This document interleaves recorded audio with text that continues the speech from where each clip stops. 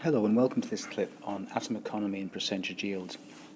Although it's a fairly small part of the A-level syllabus, it has quite a wide-reaching effect and influence on many different parts of A-level chemistry. The reason for this is because it has a very strong relevance to industrial chemistry, which is one of the major areas of obviously chemical endeavour, not just research but the industrial production of certain compounds for commercial profit. Obviously, if you're going to be making something for commercial profit, there's going to be an environmental risk as well. So it's important to be able to work out and manage what that environmental risk might be, and if possible, minimize it.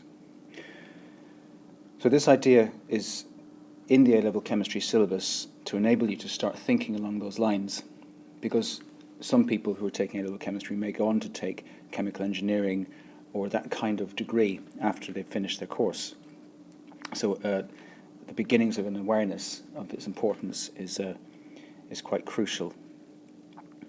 Before we go any further, it's important perhaps to put the two main calculations down that you'll be using when we're doing this clip. It might be worth doing a flashcard for each one and making sure that you've gone away and had a read of them, and I'll certainly be assuming that you're familiar with them whilst we go through the process of covering this. So these are the two equations you need to know, and there's a little bit more about each one I'm just going to put up to the right of each of them to clarify how you actually use them. So in the percentage atom economy equation, we usually use the MR from the equation. We look at the equation, we decide what the MR of the desired product is. We can use a periodic table to calculate this, and then we work out the total MR of all of the products at the same time. And then we divide one by the other and express it as a percentage. For percentage yield, we use the moles instead. So the moles that you actually get, so if you're given a mass of that's actually been produced, you convert that into how many moles are produced, and then you divide that by how many moles you'd expect, and then times that by 100. So I'm assuming at this point you've copied them both down and got a flashcard for each one, because we're going to go and try some examples. We'll start with atom economy. So in this animation, it shows you what happens to the atoms. And because there's two products, we have an atom economy of less than 100%. So assuming, for example, that your desired product was carbon monoxide, obviously some of your reactants, the atoms from the H2O, for example, the hydrogen atoms don't end up making carbon monoxide. They end up making hydrogen, which is not your desired product. So in the animation, you could also consider it that hydrogen is the product you're interested in, like they've labelled it. So it doesn't really matter which is your desired product. The point I'm making is that there's another product being made as well. So some of the atoms from the reactants end up making something that you don't want. So the only time you ever get 100% atom economy is when you have an addition reaction that brings two things together, two reactants to make one product, such as the bromination of ethene that I've put in blue. So what we'll do is we'll look at some examples and try and calculate them together. Okay, so let's try this one. Looking at the equation on the left, the first thing we have to do is have a look at the desired product. Now you'll notice it's a slightly different equation to the one in the animation. The animation made carbon monoxide. The reason it made carbon monoxide because there's only 1 mole of water that it reacted with, the carbon, meaning there's only one oxygen atom available. In this case, you've got 2 moles of water, and therefore you've got carbon dioxide as a product. So let's first of all read the question and work out which part of the products we're trying to make. So because it's hydrogen we're talking about, that's our desired product. So what we've got to do, we're not being given any masses, so we just work with the number of moles we have. So we can assume that we're using MR here, like we said earlier in the clip. So what I've done is I've assumed that the number of grams of everything that we're dealing with is the number of moles of everything that the equation suggests, because we haven't been told otherwise. So therefore that gives us 12 grams of carbon, because it's 1 mole. It gives us 36 grams of water, because there's 2 moles of water and 1 mole of water is 18. It gives us 44 grams of carbon dioxide, and 4 grams of hydrogen. Now hydrogen, on its own, you always assume it's H2 they're talking about. So a mole of hydrogen gas in that form is 2 grams, so 2 moles is going to be 4 grams. So let's now think about the percentage atom economy. It might be an idea to pause and see if you can work out how to use these figures to do it yourself. So pause the video, grab a piece of paper and see if you can work it out, and then press play when you're ready to have another look. Okay, so it's obviously quite a low atom economy. This wouldn't be a very efficient way of producing hydrogen. So from an industrial point of view, like we were mentioning earlier, this wouldn't be worth your while, because the amount of money you'd have to spend getting the carbon and the water to react, the energy it would take to do that, etc., as well as building the plant, the chemical plant, to take the reaction up to a commercial level, you wouldn't get much return on your money. So it's unlikely that hydrogen is produced in great quantities using this particular reaction. So, why is that? If you look at the products, the vast majority of the mass of products comes from the carbon dioxide, which is not what you'd want to produce. However, there is a solution to this problem. You can turn the problem into something positive by thinking to yourself, could I maybe sell the carbon dioxide? So that means you actually end up with the reaction that has 2 desirable products, and you can use them for 2 different things. You could use one and sell the other. So quite often that's a consideration too. If there's a waste product that can be sold, that then becomes a viable commercial enterprise for a company. So if someone's deciding how much money to invest in a certain reaction, if it can be proven that the waste product itself can be sold instead of having to be disposed of expensively to make sure it's not being dangerous to the environment, then that is often the way forward. So if you're ever asked to comment on that in an exam question, it's always worth bearing that in mind. Okay, so now let's have a look at percentage yield. So percentage yield is a slightly different calculation, but only slightly, so the next slide will cover that. So now we're going to look at percentage yield, which is slightly different from atom economy. Yield is something that industrial chemists use to work out how much of a certain substance they're trying to make they'll actually get, or they have actually obtained when they carry out a reaction. So in other words, the atom economy tends to tell us, in theory, how many of the atoms as a percentage of our reactants actually end up making the product we want. What yield does is it tells us how much you actually make compared to how much the equation tells you you might make. So it's important to try and separate out the two, first of all. So it's important to remember that atom economy and yield aren't necessarily connected. They're close to each other in terms of what they tell us about a reaction, but they don't necessarily influence each other, particularly if the reaction doesn't go to completion, if it has a high activation energy, for example, or it's reversible, in which case it can go back the other way. So let's look at one or two simple examples. Okay, so in this worked example, it gives you 2 masses, one being the mass that the chemical factory planned to make, and the other being the mass that they actually made. So you're supposed to work out the percentage yield. Now what's interesting is they also give you the information that 1 ton is 10 to the power of 6 grams.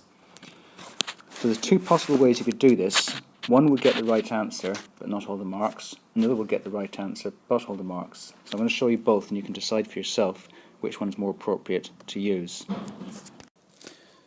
So if we were to simply take 450 as the actual yield, not bothering about what units it is or anything like that, over 500, and express that as a percentage, that would give us 90%. Which in this instance does actually happen to be the right answer. However, if you notice on the left of the screen, I've added something. Just a little reminder that in general we express yield in moles. So therefore, what we're looking at is the actual yield of calcium oxide, what you actually get in moles, divided by what you'd get in theory, then times by 100. So let's put that in and see if it gives us the same answer. So in order to do this, we have to work out the MR of calcium oxide. So consulting a periodic table, we have to make sure we're using exactly the same decimals that our periodic table has. So although we got the same answer, we would have got an extra mark, because what we've actually done is we worked out the MR clearly. So this probably would have been a 2-mark question. If we just used 450 over 500, we would have lost the mark for the working out the MR of calcium oxide. So the hint there is they gave you the equation, and they also gave you the conversion factor for 1 ton into grams, so you could start working out moles. Okay. Should we try another one? Let's try one more and then do a worked question.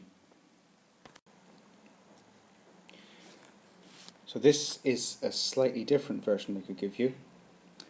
This time they give you the yield, but you're supposed to work out how much she actually produced.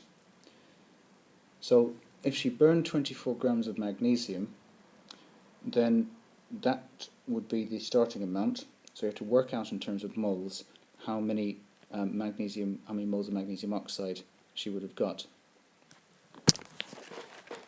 So first of all, let's do moles equals mass over MR. So let's put that in place. So the number of moles of magnesium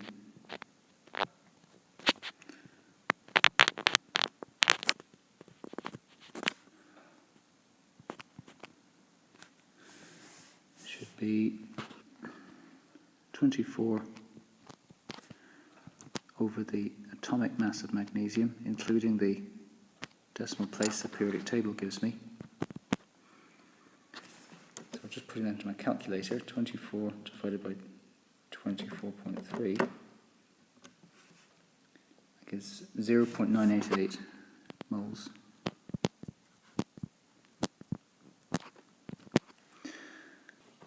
So we know that there's 0.988 moles of magnesium that was burned. We'd expect, therefore, the same number of moles of magnesium oxide to be made, because in the equation, the number of moles of magnesium equals the number of moles of magnesium oxide. So looking at it, you'd expect 0.988 moles of magnesium oxide to be made, but there was only 75% yield. So the number of moles of magnesium oxide obtained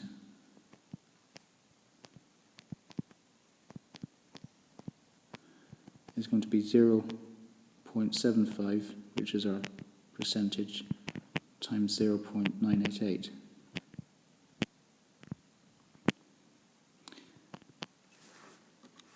So I'm just going to pop that into my calculator. 0.75 times 0.988. It gives us 74.1 or 0.741 moles, sorry, beg your pardon. 0.741 moles. So the mass of magnesium oxide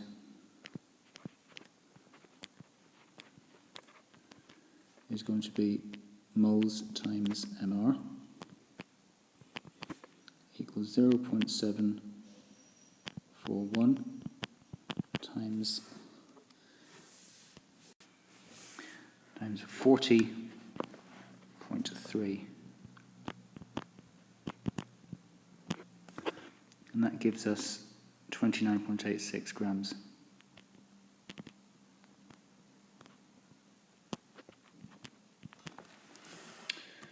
So that could be a different way in which they'd ask you about this. So let's now look at our exam question. Okay, so here's one that brings together pretty much all of the things we've looked at in this clip. Let's have a look at the first bit at the top, because that's what's going to give us the clue as to what to do later on. So it tells you that a factory is making ethane gas. So therefore, what we've got to do is decide what is the actual product we're trying to make. So if we highlight ethane gas, then that's what we know the atom economy is being calculated for later on. Another piece of information that's quite useful that says a waste product is calcium hydroxide. So therefore we're not really looking at calcium hydroxide as our product, we're looking at ethylene gas. So then it tells us the exact amount of ethylene gas that's being made. Oh, beg your pardon, that's the amount of calcium carbide that's used. I meant to highlight that. There we go. Ethylene gas. Measured at room temperature and pressure is manufactured. Then it says calculate the atom economy for this process. So if we have a look at that, that obviously means that what we're going to do is work out the percentage or the percentage of the atoms from the reactants that actually end up in the product that we want. So the formula mass that we're after is that, because it's C2H2. So reminding us what the percentage atom economy formula actually is, we can put that in. It may not actually get us a mark, but it's worth putting in so that you can give yourself a guide as to what numbers to put in. So the MR of the desired product is 26. So what we can do is write it in. Equals 26.0. They give us it with 0.0, so we'll put that in. Divided by 74.1, which is our calcium hydroxide waste product, plus the 26.0, which is our ethylene. So that's the total of all products. So all of that, the whole thing gets divided by 100. Or sorry, multiplied by 100.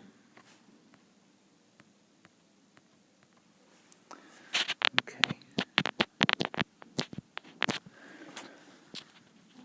And that gives us 25.97%. And because we generally express percentages as whole numbers, that gives us 26.0. Now there's no coincidence, there is a coincidence rather, that C2H2 happens to have a relative formula mass of 26 and the atom economy happens to be 26 as well. Because if we add up all of the total products, it adds up to 100.1. So that's where the percentage and the relative formula mass of C2H2 happen to be a bit similar. So the number of moles of CaC2, the ethylene used each day,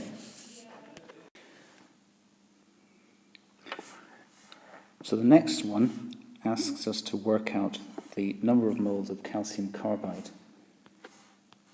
CaC2. And it tells us that there are 1 times 10 to the power of 6 grams of calcium carbide are used. So therefore it's a simple case of moles equals mass over MR. Mass divided by MR. So the mass we've been given is 1.00 times 10 to the power of 6. Divide that by the MR of calcium carbide. So the calcium carbide this time is going to be this one here. So we divide that by 64.1.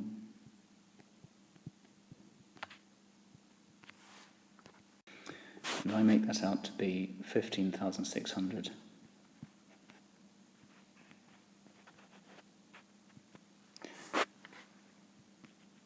So that means we can put in our answer either as 15,600 or a standard form.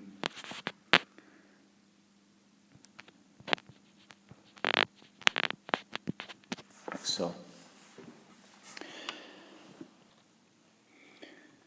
So this next one asks us to work out the number of moles of C2H2. Now we know that we've got 3.6 times 10 to the power of 5 decimeters cubed of ethane gas. But here it's a slightly different mole calculation because we've got V equals 24N, because we know that that's the gas equation we use when we don't have enough information to do PV equals nRT. So therefore, the number of moles is going to be V in decimeters cubed over 24, which is 3.60 times 10 to the 5 decimeters cubed over 24, because 24 is the number of decimeters cubed 1 mole of gas occupies, and that gives us 15,000.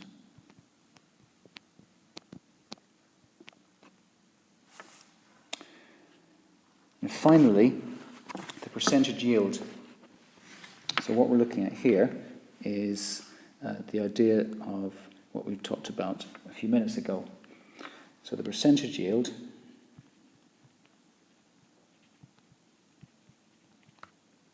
will be the moles of,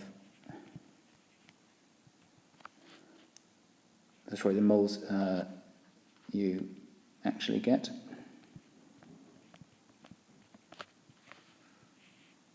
over the moles you expect to get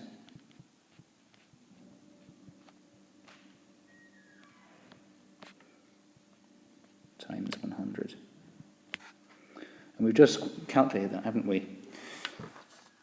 So it's going to be 15,000 moles of C2H2, or ethane. Now if we look at the equation, the amount that we'd expect to make would be the same as the amount of calcium carbide. So the calcium carbide is 1 mole, but also the amount of C2H2 is 1 mole. So it's a 1-to-1 ratio. So even though we worked out the number of moles of calcium carbide used each day, we'd expect if there's 15,600 that are used each day, that would make 15,600 moles of C2H2. But it doesn't, it actually just makes 15,000 full stop. We've just worked that out. So that's why we divide 15,000 over, whoops, not like that, we don't. That's better. Over 15,600.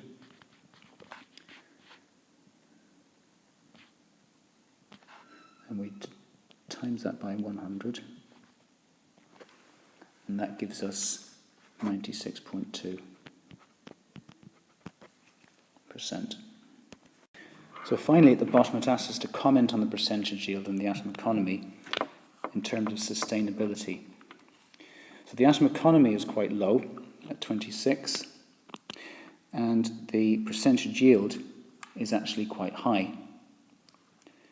So when it says comment in terms of sustainability, you would expect that what they're talking about is if the atom economy is quite low, how could you get around that problem so you don't have all that calcium hydroxide waste? Calcium hydroxide is a strong alkali. They'd expect you to remember that, and because it's a strong alkali, you don't really want to be throwing it away because it's going to be dangerous for the environment, so you need to find a use for it.